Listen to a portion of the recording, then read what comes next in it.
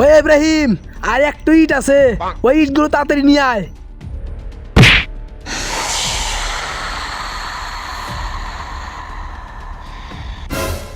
আরে আমার তো নেকড়ে হওয়ার সময় হয়ে গেছে।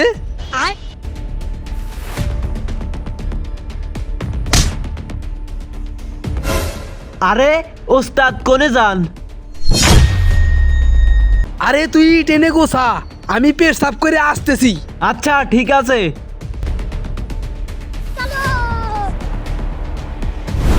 শালার ওস্তাদ প্রতিদিনই একই টাইমে পেশাব করতে যায়, কারণ কি? আজকে দেখতেই হবে ওস্তাদ কি করে। ওকে।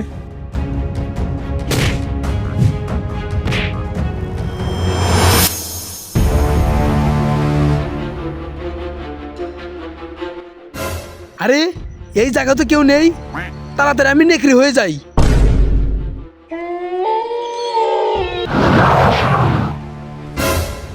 আরে এই ওস্তাদ তো মানুষ না, এ তো নেকড়ে।